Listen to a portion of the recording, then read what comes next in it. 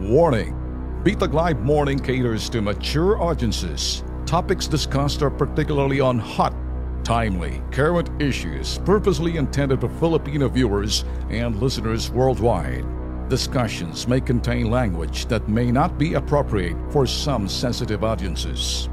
If you do not approve of the content listed above, please do not watch our videos. If you wish to continue, we strongly advise that you proceed with caution. Viewer maturity is advised. Alam nyo, yun hong very timely. Nasa tiyempo rin ho. Yun hong desisyon ho ni President Duterte na para ho isalba ang institusyon ho na ito ho'y Philippine National Police na malagay ho sa sinasabing matinding estado ng questionabling integridad at kredibilidad.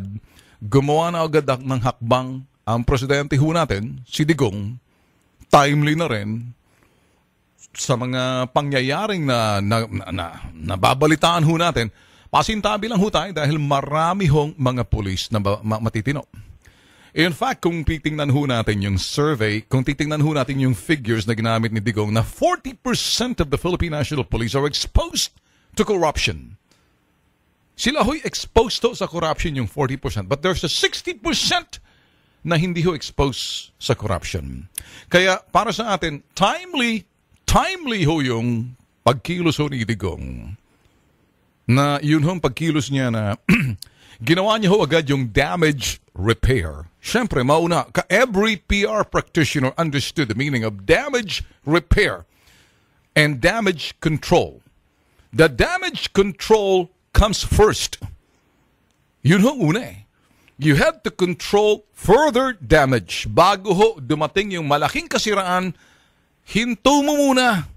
You have to put a stopgap measure to continue further damage. Rule number 1, tigilin agad before you can do damage repair. You get what I'm saying? So ngayon, tama ho. Magkaroon ho ng damage control ang ginawa ho ni Digong, ni President Duterte. O sige, papalitan ko na yung anti-illegal drugs. It will become Narcotics Command. Ang bawat mga units dyan ng narcotics, hindi na anti-illegal drugs, Narcotics Command, it will be headed by Philippine Drug Enforcement Agency. Yun ho ang sinasabing damage control. Ang Philippine Drug Enforcement Agency, they're headed by some legal personalities. Sometimes mga iba dyan, nagpipiskal, talagang gina-guide ho yung mga operations nila. Nakakasama ho kami sa mga Philippine Drug Enforcement Agency, mga raid ho na nilulusob ho namin. Marami ho kaming mga palabas ho na segments na nakikita ho. By the book ho sila eh. Sila ho yung nag-ooperate, bago ho sila mag-ooperate, may mga coordination muna yan. Merong bago pagdating, pag once nilusob na yan, nakakuha ng search warrant sa fiscal, sa judges, sa mga yan, nakakuha na yan. Alam na ho nila yung mga steps in every surveillance and operations pagkatapos bago ho nila lang maglusob. Pag nilusob na ho ng lugar, secure na, tatawagin ho yung mga barangay to witness. Darating ho yung mga fiscal to start accounting everything na nakita ron para walang duda. Eh sa pulis, ay putok sa buho mga iho de puto. Ang ginagawa ho nila, hindi ganun. Walang ganun eh. Masyado hong lax. Lumakas pang loob nito mga hinayupak na to kasi full support ho si Digong sa Philippine National Police sa mga drug war niya pero hindi ho doon sa tokhang. Hindi ho doon sa tokhang for ransom. Kaya marami ho lumakas ang loob nito mga gunggong na mga to. Naniniwala ho si Ben Tulfo, naniniwala ho ako sa mga ginagawa ho ng ibang matitinong police na 60% honest.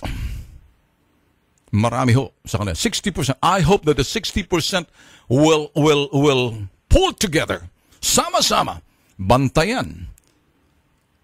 Tiktikan ang mga aktibidades ng mga bulok, mga tiwali.